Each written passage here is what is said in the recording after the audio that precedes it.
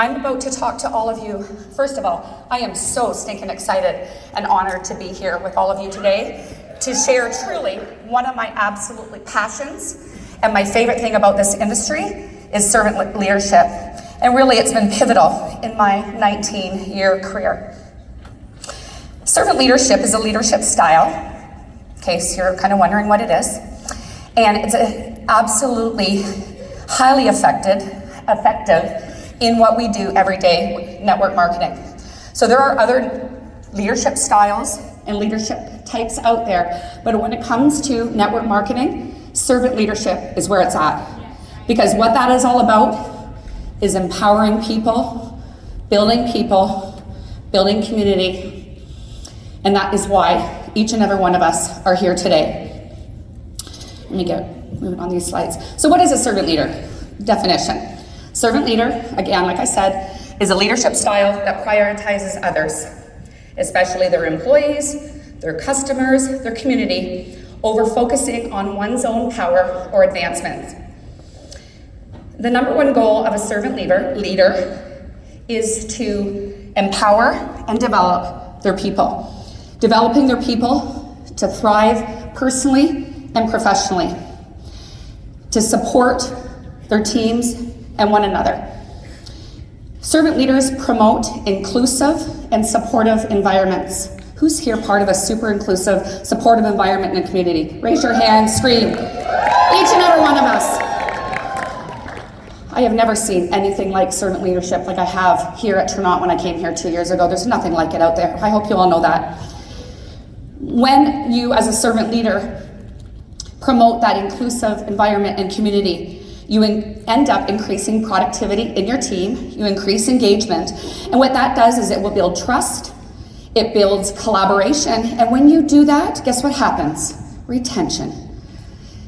On Friday at our leadership training, I learned a stat, and I knew the number was high, I didn't know it was this high, from our new VP, which by the way, Ryan, he's incredible. I learned so much on Friday, and he spoke a lot about servant leadership.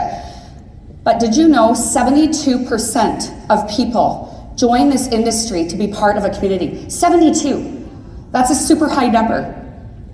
So if you're looking at your teams and you're thinking, something else needs to happen, I want to see more growth, I don't necessarily, I want to build more, I want to grow more, have a look at, I'm going to talk a little bit about the skills in developing your servant leadership style. But remember that number 72%. You're going to have that retention of your people. You're going to attract more people because those people are going to go tell you want to be part of what I've got my hands on here. The products are amazing. The comp plan's amazing. But that's for 28%. Like that's 72% join because of this community. And that's what servant leadership will build. Again, a servant leader is developing people to thrive personally and professionally. And what that retention will end up doing is in the long run, you will build future leaders. So traditional leadership, this is a style, and this is a style that works.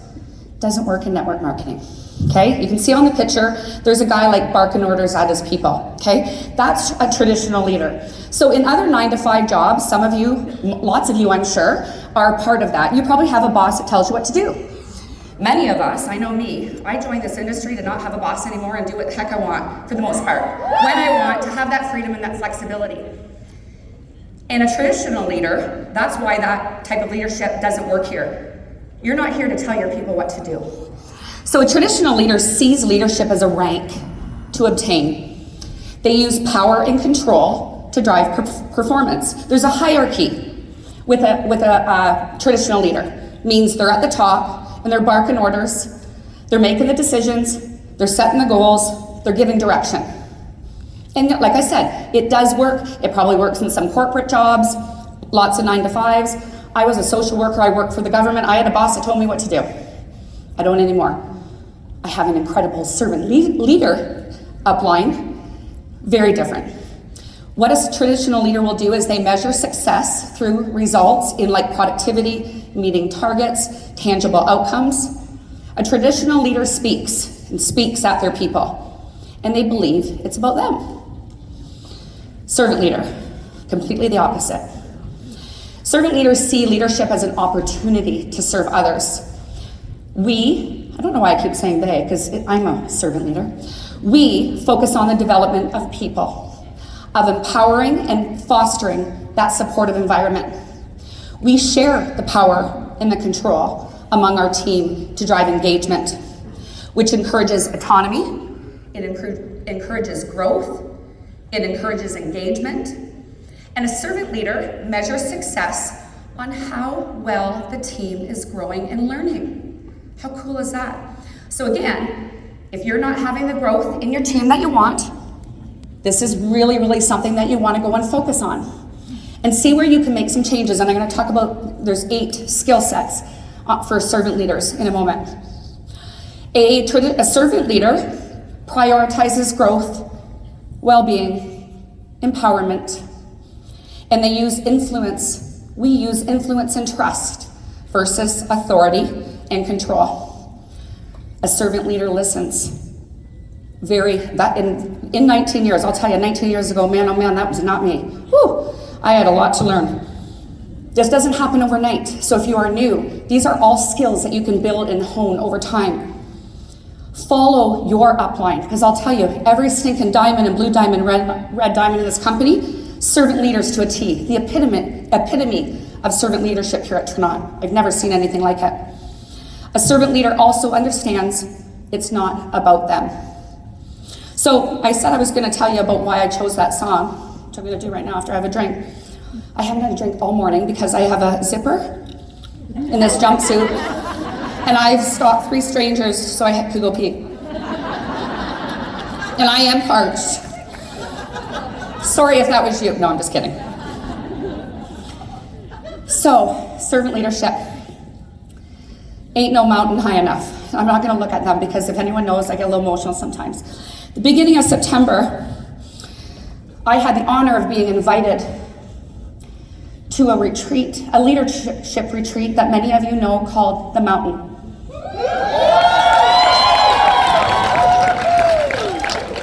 Wow. That mountain event is held at the gorgeous, beautiful estate of the beautiful Jennifer and the amazing, wonderful, handsome Darren Dowd. And I was there. I'm still pinching myself, and it's been 5 or 6 weeks. We went there. Jen and Darren have been doing this 25 plus years for their people in network marketing, but even outside that, for their church, for the community, for their friends and family. And do you guys know, they don't make $1 on these mountain events. They are doing this because they are the epitome of servant leaders. The epitome of servant leadership. Yeah, stand up, stand up. They deserve a round of applause.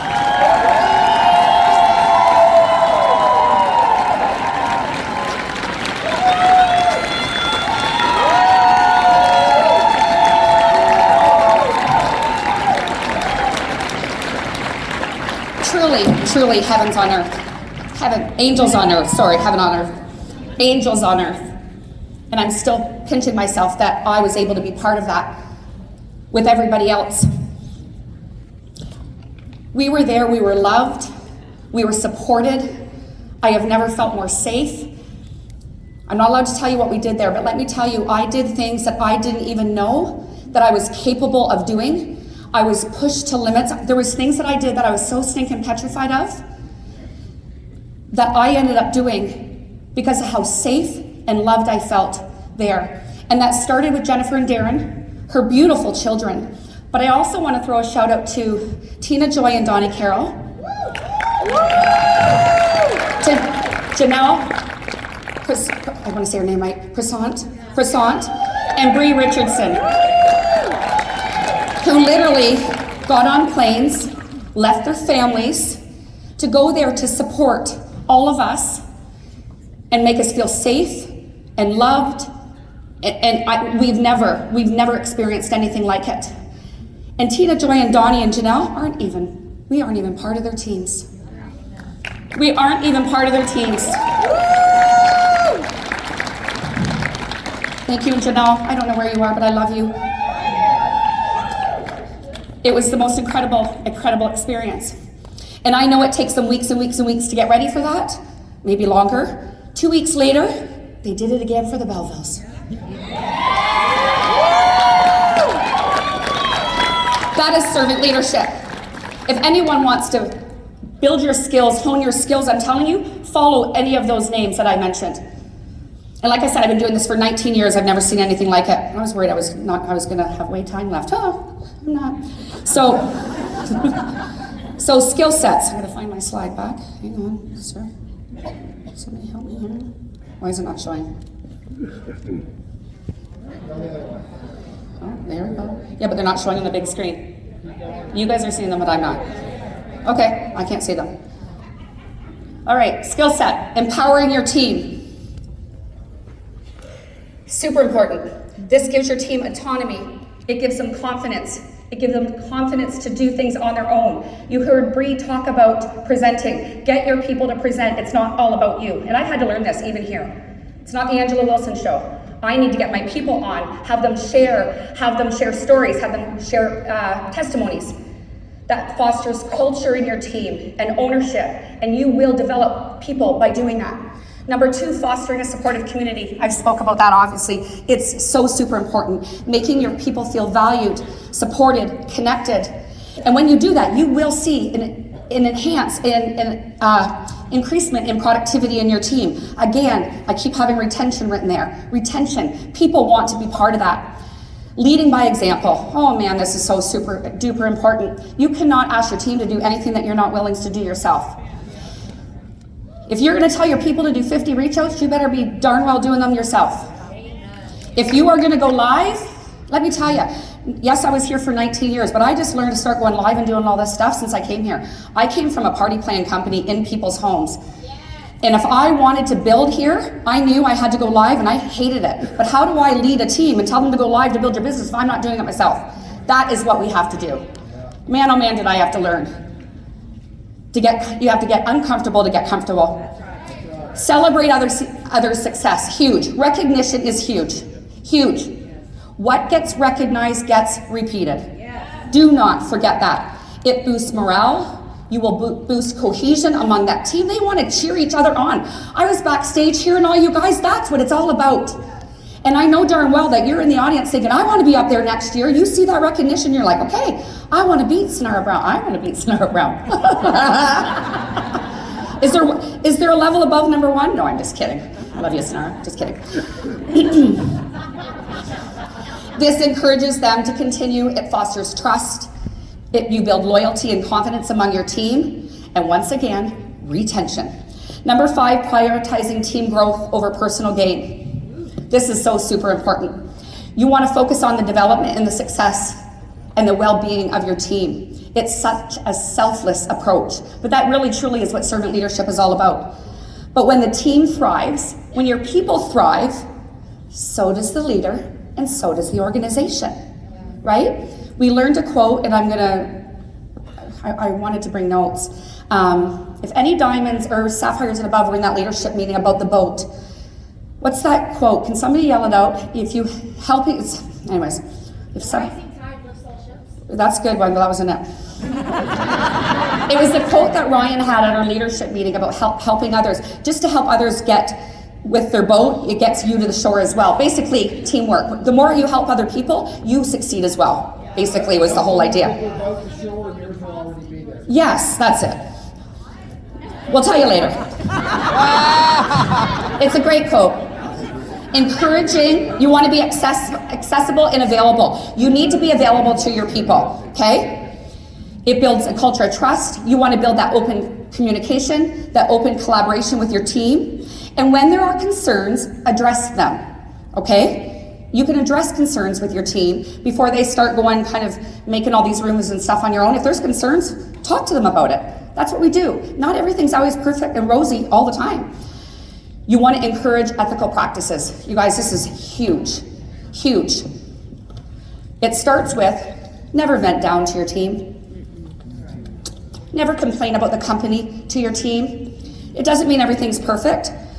If you have struggles, and need to vent, you know who I call Amber or Bree, poor Amber. That's what you do. You don't want to be modeling that. You want to, this will create integrity, accountability. You want to model what is right. I've heard before, I haven't heard it in a long while, but I've heard in the past since I've been here, gaming the system and different ways to cheat the system. Every single person in this room, and every single person that's not in this room, if you are a leader, those are things that you do not support with your team. If you know about it, you address it. And I have heard before, people like teaching people to do certain things to like manipulate. That is not what leaders do. That is not ethical. You do not model stuff like that. We model what we want to continue being repeated. And then number 8 is continuous improvement. So what that means is personal growth. 19 years later, I am still at events. I've missed one in my life. And I've been to tons, 20, 30, 50, hundreds of events. Because we are always growing. And if you want your team to grow, you have to model that personal development. You also, what you really want to do, you need to be open, okay? You need to be open to giving and receiving feedback. You're allowed to give your team feedback, right? That's how they learn, that's how they grow. But you also need to be open to it, right? And sometimes that is hard. And sometimes it hurts. But that's how we learn. The things I've heard over the years, way, way, way before, some of you are in this room. One of my best friends is here with me today, and I've learned a lot from that woman over things that I had so much growing to do. I'd never done anything like this before, and that's how we learn. So you need to be open to that constructive criticism from your team. Before you read this quote, I'm going to end with a quote, so don't read it yet, even though it's there. I want to speak about another servant leader story that I've recently been a part of. Hold your clapping and your cheers, because it's a big one. You all know there's been some compensation plan enhancements, way more massive than enhancements, life-changing enhancements. I hope you all know that. Yeah. The Red Diamonds and the Blue Diamonds have been part of a council, Red Diamond Council, for the past couple of months, hours and hours on Zooms, on phone calls, giving our feedback, being asked our opinions. They, like what you see in front of you today, that wasn't what they woke up one day and said, let's do this. They would propose and bring things forward. They would allow all of us to, like some Zooms, we were like, we don't like that. And it'd be an hour, 2 hours later. And I am still in awe that I got to be part of something like that, because where I came from, or any job, any other job, I don't know too many companies and owners that listen about a comp plan enhancement. Where I was before, if I didn't like the changes to a comp plan, I'd be told there's the door. Here, they listen, because our owners, Lauren, Russ, and Scott, our corporate team, I don't want to miss anybody, but I want to give a big shout out to Craig Cotter. He has poured out with Noelle and Steve and Dan and everybody hours and hours and hours and hours and hours and hours listening, and all they wanted to do was make it better for us and make us win. It had nothing to do with a personal gain for the company.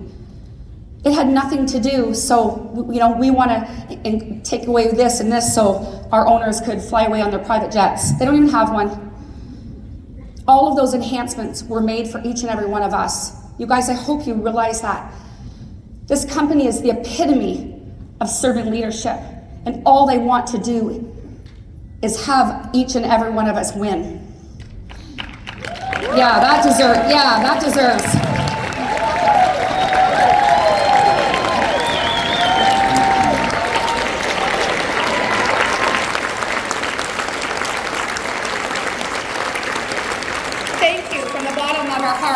Scott, Russ, Lauren, Craig, Noelle, each and every one of you. There are no words. There are no words. Amber said it beautifully to Craig in our leadership meeting the other day, and I'm just echoing it times a million. And I know every single diamond and above feels the same way. If I hear anybody on my team, I get my back up, I'll tell you, and they know it. If there's a complaint about something happening and, oh, they're doing it because of this, I'm like, oh. I'm telling you, that's not why. And what's been so powerful and incredible to be part of is the feedback that came from our people is what we brought forth. We brought it forth for all of you. Those enhancements are for all of the levels at the very lower ranks, at the beginning of Jade and Opal and Pearl. There was nothing, yes, the in-between ranks and everything were incredible, but I don't know if you guys noticed on those compensation plan enhancements, like there are no longer big bonuses for the levels at the really, really top, because we don't want them. We wanted each and every single one of you guys to win. Woo! And that's where the money went. That is servant leadership. So I'm going to end with this quote, even though you've seen it, but what a better person to be reading a quote of Martin Luther King. Everybody can be great because anybody can serve. You don't have to have a college degree to serve. Most importantly, you only need a heart full of grace and a soul generated by love. Thank you, everybody. I love you.